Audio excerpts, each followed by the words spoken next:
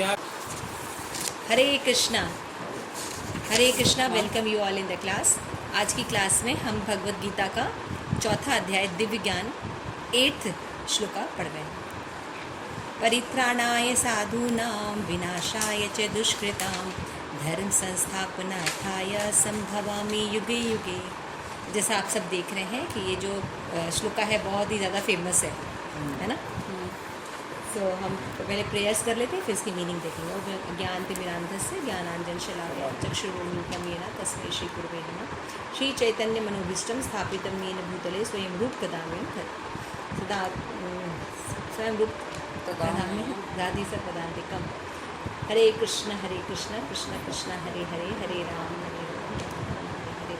ग्रंथ राष्ट्रीय भगवद गीता की जय। श्री प्रभुपाद की जय। निताई गौर प्रेमानंदे हरि हरि। परित्राणाय साधूनां विनाशाय च दुष्कृतां धर्म संस्थापनार्थाय संभवामि युगे युगे।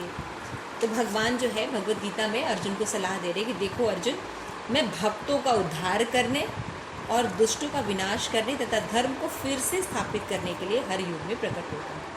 तो भगवान ये बता रहे हैं कि उनके आने का क्या रीज़न है। ये मटेरियल जगत जो कि दुखों से भरा हुआ है, इस युग में क्यों आते हैं भगवान। तो भगवान ने भगवद गीता के अनुसार साधु यानी कृष्ण भावना भावित जो पुरुष हैं उनका उद्धार करने के लिए भगवान, क्योंकि वो उनको बहुत प्रेम करते हैं, भगवान उनसे प्रेम करते हैं। तो जब वो साधुओं को उद्धार करने आते हैं तो दुष्कृता लोग अपने आप मर जाते हैं। साइड बिजनेस हो जाता है भगवान का आने के लिए। तो जो अधार्मिक वाले हैं वो जो है वो असाधु होते हैं। तो दुष्कृताम मतलब वो होते हैं कि जो कृष्ण भावनामृत की परवाह नहीं करते, उनको दुष्कृताम कहते हैं। और जो कृष्ण भावनामृत के प्रोसेस को फॉलो करते हैं उनको साधु कहते हैं। तो साधु व्यक्ति की रक्षा करने के लिए भगवान स्वयं आते हैं, है ना। तो उनका मेन बिजनेस ये है भक्तों को आनंद देने के लिए आते हैं भगवान, लेकिन दुष्टों का उद्धार जो है अपने आप हो जाता है। तो ये उपद्रवी लोग हैं, मूर्ख हैं, अधम हैं, वे संसार में विभूषित क्यों नहीं होंगे, क्योंकि ये लोगों को दुख प्रदान करते हैं, उपद्रव करते हैं। इसके विपरीत यदि शत कृष्ण भावनामृत में कोई व्यक्ति लगा है तो वो सुसंस्कृत होगा, है ना, और समाज के कल्याण के लिए कार्य करेगा, तो उसको साधु माना जाता है। तो यहाँ पे बता रहे हैं कि भगवान के लिए आवश्यक नहीं है कि वो उनका विनाश करने के लिए आए। मतलब कोई बहुत उपद्रव कर रहा है जैसे अभी हो रहा है दुनिया में, तो भगवान उनको ठीक करने के लिए आए नहीं, भगवान भक्तों की रक्षा करने के लिए आए। प्रहलाद की रक्षा के लिए नरसिंह देव आए थे, हिरण्यकश्यप तो अपने आप ही मर गया। तो भगवान को लिए किसी को मारने के लिए आने की ज़रूरत नहीं है। उनके एक भ्रिकुटी से ही सारे लोग मर जा सकते हैं, है ना, एक सिग्निफिकेंस से मर जाएंगे। तो भगवान जो है भक्तों को आनंद देने के लिए आते हैं, क्योंकि भक्त जो है एकमात्र भगवान से प्रेम करते हैं। तो असुर भक्त को तंग करते हैं, है ना, और क्या होते हैं, हो सकते हैं उनके सगे संबंधी ही हों वो असुर, लेकिन क्योंकि वो भगवान को प्रेम करते हैं और वो भगवान को भगवान मानना नहीं चाहते, वो खुद भगवान बनना चाहते हैं, तो फिर वो उनको तरह तरह से प्रताड़ित करते हैं। जैसे अभी आप देख रहे थे कि अभी कश्मीर में भी देखे, कश्मीरी पंडितों को कितना मारा गया। किस लिए मारा गया? क्योंकि वो हिंदू धर्म को पालन करते हैं, सनातन धर्म, और मुस्लिम जो है इस धर्म को पालन नहीं करते, है ना, मलेच्छ होते हैं, किसी तरह से भी धर्म का पालन नहीं करते। तो वो हिंदुओं से इसलिए उन्होंने इतनी बर्बरता से मार कर नरसंहार किया, क्योंकि वो एक सज्जन लोग थे, है ना। तो ये असुर लोग जो होते हैं ऐसे ही होते हैं, है ना। जैसे हिरण्यकश्यप तो स्वयं प्रहलाद महाराज के पिता थे, और हिरण्यकश्यप जो है छोटा मोटा दानव नहीं था, समझ लीजिए। उसने न केवल सारे देवी देवताओं को जीत लिया था, बल्कि उसके हिसाब से सारी चीज़ें होती थी। वो चाहता था कि गर्मी में मुझे ठंडी की चीज़ें मिलें, तो ठंडी की चीज़ें मिलती थी। वो चाहता था भी वर्षा हो तो वर्षा होती थी। नक्षत्र जो थे, शनि वगैरह जो होते हैं ग्रह, वो उसके हिसाब से चलते थे।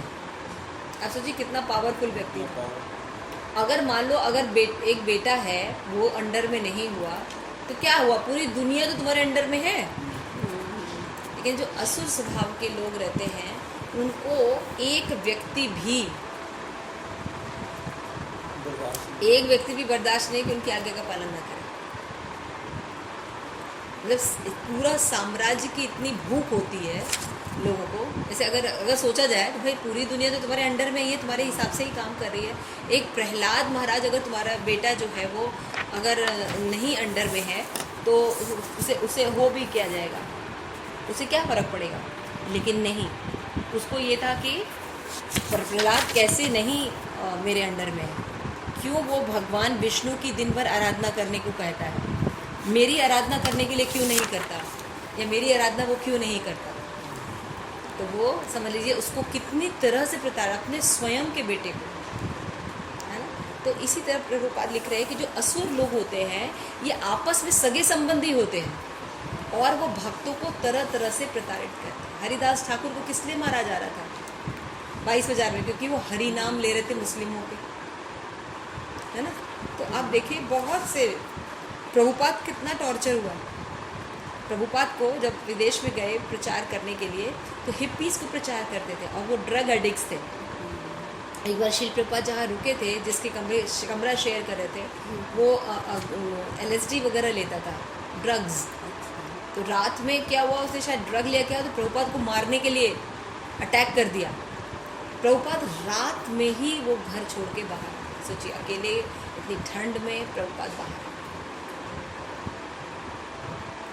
तो असुर लोग जो है वो साधुओं को सदैव तंग करते हैं, तरह तरह से उनको प्रताड़ित करते हैं, है ना।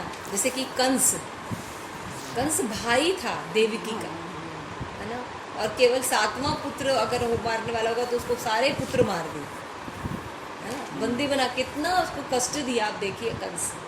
उसी तरह से भगवान कहते हैं कि भगवान जो है असुरों को मारने के लिए उनको आने की ज़रूरत नहीं है। उनकी इच्छा मात्र से भगवान एक उंगली भी कर देंगे तो वो उसका नाश हो जाएगा। लेकिन भगवान जो अपने भक्तों को बढ़ाने के लिए, मान देने के लिए इस दुनिया में आते हैं, और जो अभक्तों का जो संहार हो जाता है वो अपने आप हो जाता है। तो जब असुरों का संहार होगा तो क्या होगा, फिर से धर्म की स्थापना होगी। तो यहाँ पे याद रखिए शब्द हुआ है धर्म संस्थापनार्थाय, संस्थापना वर्ड यूज हुआ। ऐसा नहीं कि धर्म पहले नहीं था, भगवान ने आके स्थापना की है। शब्दों पर ध्यान दीजिए, धर्म संस्थापना यानी स्थापना थी, उसका विघटन हुआ था, उसको फिर से इस्टेब्लिश किया। तो सनातन धर्म कभी नष्ट नहीं होता, जब से सृष्टि है तब से सनातन धर्म है, ये ज्ञान है। लेकिन क्या है, काल में वो विच्छिन्न हो जाता है। तो उसके सही अर्थों को इस्टेब्लिश करने के लिए भगवान कभी स्वयं कभी अपने प्रतिनिधियों को भेजते रहते हैं। समझ में आ गई। तो यहाँ ये बात भगवान कह रहे हैं कि भगवान अवतार किस लिए लेते हैं, भक्तों को अपना प्लेजर देने के लिए, भक्तों को आनंद देने के लिए, भक्तों का उद्धार करने के लिए भगवान आते हैं। उनका बस एक ही प्रयोजन है। तो कृष्णदास कविदास गोस्वामी ने चैतन्य चरितामृत में भी बताया है कि सेई ईश्वर मूर्ति अवतार नाम धरे, मायातीत परम व्योर स्वभावे अवस्थाने, विश्वे अवतरी धरे अवतार नाम। कि अवतार तथा ईश्वर का अवतार भगवत धाम के भौतिक प्राकट्य हेतु होता है ना। भगवत धाम से भगवान भौतिक जगत में क्यों आते हैं, अवतार लेते हैं। इस शब्द का मतलब बता रहे, अवतार मतलब ऊपर से उतरना। अवतार का मतलब होता है ऊपर से उतरना। ईश्वर की वह विशिष्ट रूप जो इस तरह अवतरित होते हैं अवतार कहलाते हैं। समझ आएगा। भगवान गोलोक धाम से इस जगत में आते हैं, उसको अवतार कहते हैं, है ना। ऐसे अवतार भगवत धाम में स्थित होते हैं और जब वे भौतिक सृष्टि में उतरते तो उन्हें अवतार कहा जाता है। अवतार यानी उतरना, आना। हाँ, अवतार। अवतार कई तरह के होते हैं, है ना। भगवान कृष्ण जो है पूर्ण पुरुषोत्तम भगवान है, लेकिन ऐसा नहीं कि भगवान कृष्ण ही हर रूप में आते हैं, हर जगह अलग अलग भी आते हैं। कैसे पुरुषावतार होते हैं, गुणावतार होते हैं, लीलावतार होते हैं, शक्तावेश अवतार होते हैं भगवान के, मनवंतर अवतार होते हैं और युगावतार होते हैं, है ना, प्रत्येक युग में। इन सब ब्रह्मांड में क्रमानुसार भगवान धीरे धीरे अवतरित होते हैं। सतयुग में, द्वापर में, त्रेता में, कलयुग में भगवान जो है उत्पन्न होते रहते हैं।